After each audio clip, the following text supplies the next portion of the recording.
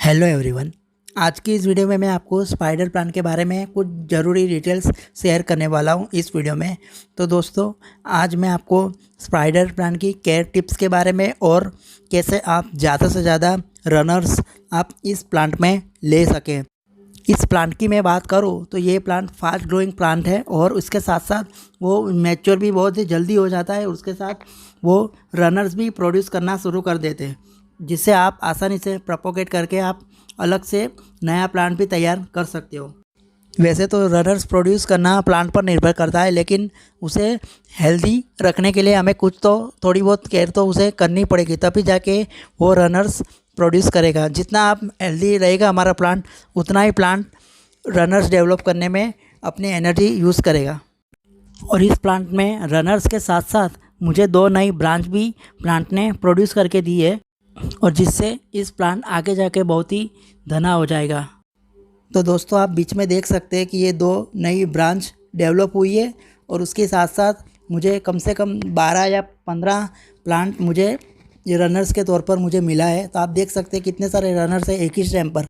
और ये plant mature होने के साथ इसमें रनर्स भी प्रोड्यूस होते हैं, और रनर्स के साथ साथ इसमें फ्लावरिंग भी होती है। कई बार उस फ्लावरिंग सूखने के बाद उसमें सीड्स भी प्रोड्यूस कई बार होता है, तो जिसे आप आसानी से अलग करके आप प्रोपोगेट करके उसे नया प्लांट तैयार कर सकते हो। क्योंकि अभी ये सारे रनर्स बहुत ही छोटे हैं, अभी तक इसमें रूटिंग स्टार्ट नहीं हुई है। इसके बाद ही मैं उसको अलग से प्रोपोगेट करूँगा, तब तक मैं इसे ऐसे ही रहने दूंगा, क्योंकि अभी ये इसमें रूट्स डेवलप नहीं हुई। इसके चलते मुझे थोड़ा सा वेट करना पड़ेगा। लेकिन हमें इस प्लांट में रनर्स को निकालने में जल्दबाजी नहीं करनी चाहिए। जब तक कि उसमें रूटिंग स्टार्ट ना हो जाए, तब तक हमें इसको निकालने के लिए हमें कोशिश नहीं करनी चाहिए। अगर हम अभी तोड़ देंगे और मिट्टी में लगा देंगे तो ये गल जाएंगे।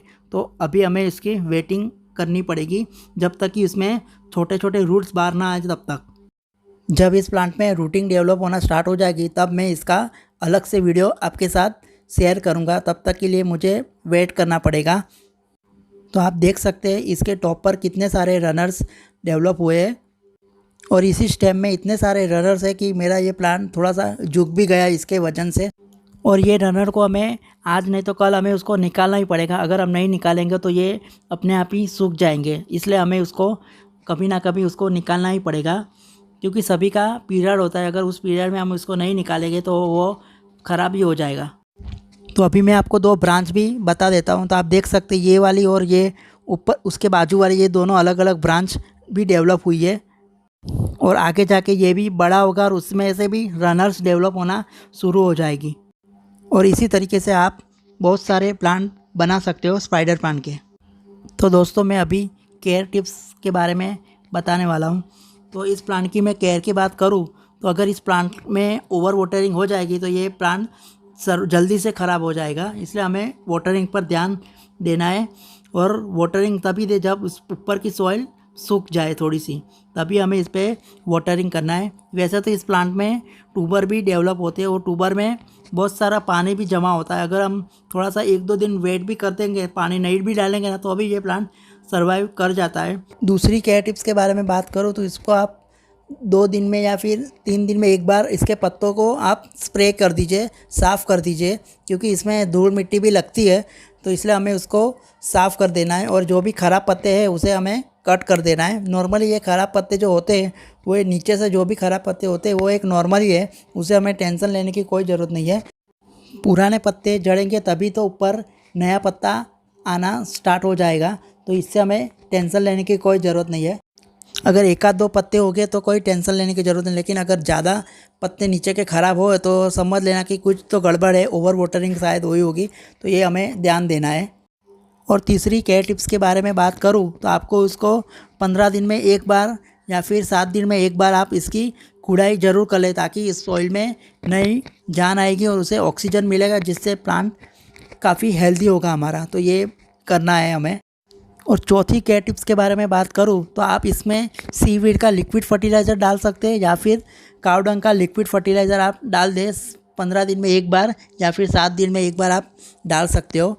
नॉर्मली मैं ये 2 फर्टिलाइज़र ही यूज़ करता हूँ।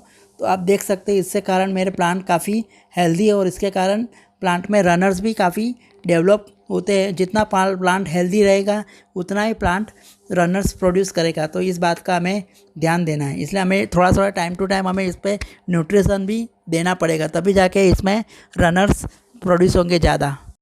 तो दोस्तों 5वीं केयर टिप्स के बारे में बात करूं तो इस प्लांट को सबसे ज़रूरी बात यह है कि इस प्लांट को ब्राइट लाइट काफ़ी हद तक पसंद होता है। अगर हम इसे ब्राइट लाइट में रखेंगे तो ही ये प्लांट अच्छी तरीके से ग्रो करेगा, क्योंकि अगर हमें उसको लो लाइट अगर इस प्लांट को मिलेगी तो ये जल्दी से सर्वाइव नहीं कर पाएगा। इसलिए हमें इस बात का ध्यान रखना है, इसलिए हमें उसको बालकनी के पास ही हमें इसको रखना है ताकि ये प्लांट हेल्दी हो जाए। इसलिए हमें इसको डायरेक्ट सनलाइट में हमें इस प्लांट को नहीं रखना है। तो आप देख सकते हैं मेरा प्लांट कितना हेल्दी दिख रहा है। चाहे मैं स्पाइडर प्लांट की बात करूं कि कोई और इंडोर प्लांट की बात करूं, सभी को ब्राइट लाइट चाहिए तो ही वो प्लांट अच्छी तरीके से ग्रो करेगा। तो मैं इस प्लांट को हमें धूप में बिल्कुल नहीं रखना है। अगर धूप में रखेंगे तो ये प्लांट की पत्तियां पीली होना शुरू हो जाएंगी, इसलिए इस प्लांट को धूप बिल्कुल पसंद नहीं होती है।